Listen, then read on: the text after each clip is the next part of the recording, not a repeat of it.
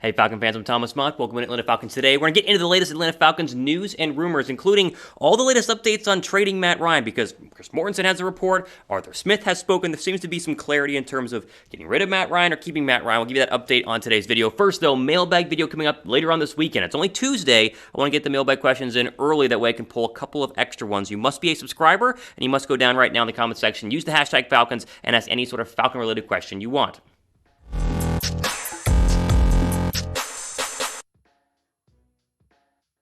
All right, so let's jump into the Matt Ryan controversy. I don't know if we call it a controversy, but there was some conflicting reports over the past 2 weeks about Matt Ryan and the Falcons maybe more trying to trade him, and now we have a conflicting report saying that the Falcons are wanting to keep Matt Ryan and that Arthur Smith is at the helm of that decision. So ESPN's Chris Mortensen has the tweet on this. We'll throw that up here in just a couple of seconds, but he essentially tweets that Arthur Smith is the driving force behind wanting Matt Ryan back, and that was kind of the plan all along whenever Arthur Smith was hired, is that he would keep Matt Ryan for the remainder of his contract. Now that contract, of course, is a big issue and a big hurdle in trading the star quarterback, as he has 2 years left on a 5-year, $150 million deal that has a lot of cap hits and a lot of dead cap money if you were to trade him pre-June 1st, as we'll look at here in just a couple of minutes. Essentially, what we're trying to say is trading Matt Ryan has always been difficult, although not impossible, as we've seen teams with high salary quarterbacks like the Eagles and Carson Wentz and the Lions with Matthew Stafford be able to make trades actually happen. So let's first start with the Chris Mortensen tweet here that got everyone riled up a couple of days ago. Quote, "Anyone trying to move Matt Ryan to Pittsburgh as Ben Roethlisberger's successor can put that speculation to rest.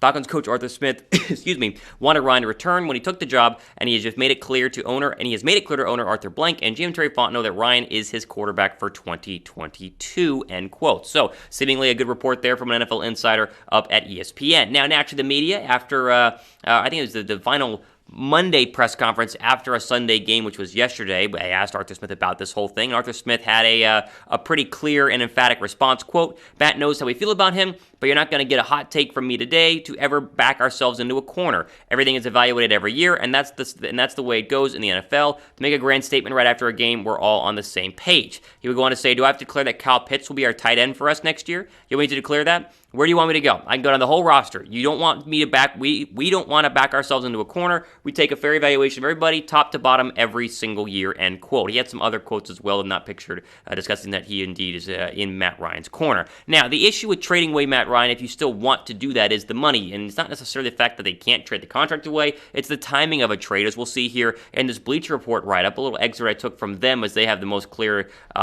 description of the whole situation. I'll throw that up on the screen. Quote, "By releasing or trading Matt Ryan before June 1st, Atlanta would be on the hook for $40.5 million in dead cap money for 2022, while saving only $8.1 million per Sports Track. Playing until after June 1st would save the team $23.8 million in 2022, but carry $24.9 million and $15.6 million respectively over the next 2 seasons in dead money," end quote. So here's the deal.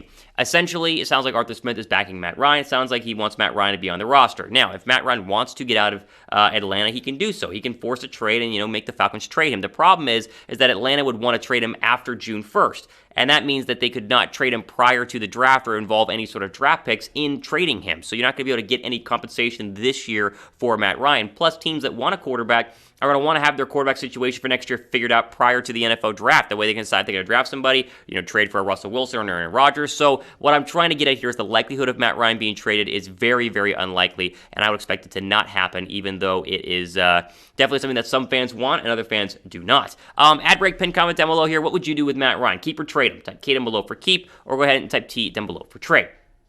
Now, naturally, if they do trade Matt Ryan, or they decide to go ahead and draft a quarterback or sign somebody in free agency or any sort of offseason moves, we're officially in the offseason. This is week 1 of the offseason. We'll cover it all here on the channel. Make sure you guys are subscribed. We are, in my opinion, the best offseason coverage you can find anywhere on any platform regarding your Atlanta Falcons. That's my promise to you, is that we're going to make sure we're up to date on the Falcons stuff just for you inside your sub box. Go down below and subscribe.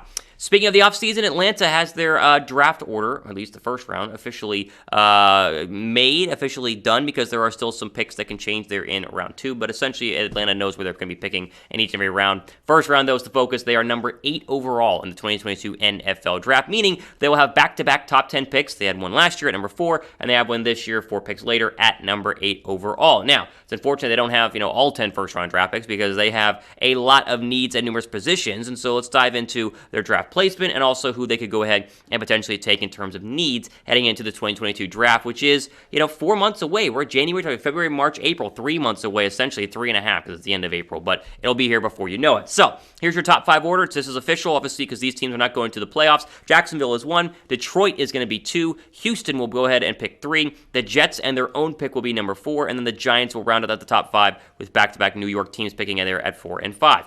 Pick 6 through 10, Carolina picks at 6. The Giants via Chicago pick at 7. And the Atlanta Falcons are going to pick at 8, as you see right there. Denver picks at 9, and the Jets via Seattle will go ahead and pick at number 10. Now, what do you do at number 8, right? This is going to be the debate on all the radio shows and all the blog websites here at this channel and beyond. Where do you go? Well, here are your top draft needs. There are 5 top ones, although you can make the argument there are more. Obviously, pass rusher and offensive liner needs 1A and 1B. Like, these have got to be filled early on in the NFL draft or in free agency. I really think pass rusher is the pick, as we'll talk about in a second. You also need a running back. I mean, that's very clear. Mike Davis, as we'll talk about in just a couple of minutes, was not the answer at running back, and Cordell Patterson is a good hybrid running back, but he's not a true number 1 running back. They need a running back. They need a wide receiver, because they're probably going to trade Calvin Ridley, and they need a cornerback opposite of the highest-rated cornerback in the league, and that was A.J. Terrell. So, we'll get into more previews about the draft, I'm sure, in the next couple of months here, but let's just make this very clear. Pass rusher is the pick at number 8.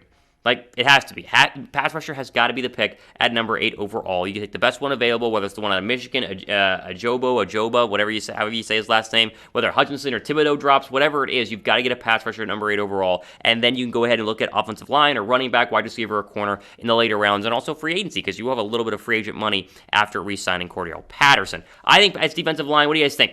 What's the Falcons' biggest draft need? Let me know what you think down below right now in the comment section. And while you are down there, be sure to check out our friends and sponsoring for today's video, BetUS. Go to chessports.com/BetFalcons. That promo code Falcons125. Get 125% deposit bonus whenever you first sign up. And you can, you can't bet on the Falcons anymore. You can bet on the NFC wildcard games because see, the lines are out. And I'm telling you, there are some nice bets here. The Bucs are minus 9.5-point favorites versus Philadelphia. I'm probably going to bet the Eagles in that one. The Cowboys are 3-point favorites against a very hot and I'd say hungry 49er team. Probably bet the 49ers in that one. And the Rams are -4 versus Arizona. That's a tough one to pick. I don't know if -4 is fair or +4 is fair to the Arizona Cardinals. So keep an eye on these betting lines. You can get all this betting with the BetUS promo at chessports.com/BetFalcons. Again, promo code Falcons125.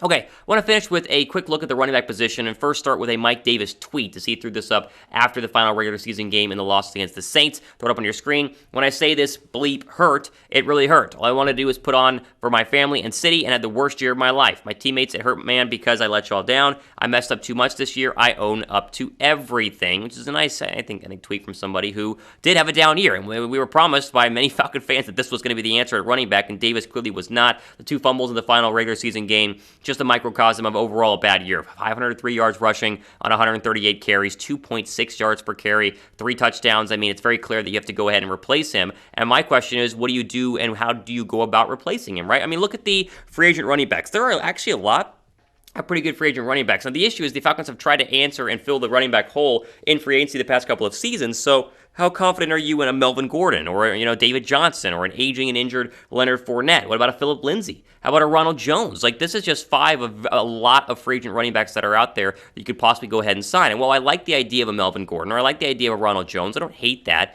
I would much rather go ahead and go to the draft and take one of the top 4 running backs in the NFL draft this year, as you see it on your screen. These guys are all legit. Isaiah Spiller of Texas A&M, one of my favorites. Kenneth Walker, physical and fast out of Michigan State. Breece Hall is a little bit underrated, I think. I think he was probably one of the best backs, if not the best back in college football. You got the guy out of UCLA, Charbonnet, however you say his last name, fantastic runner of the football, a lot of options at running back. And so while we talk about pass rush, we talk about corner and wide receiver and offensive line, they've got to get a running back, I think, in the draft. We'll keep an eye on who that is coming up here at the end of April. Let me end on this. The Falcons draft or sign a running back. Type D down below for draft or type S down below for sign. You know me, I'll be typing D. I want to draft, but give me your thoughts in the comments section.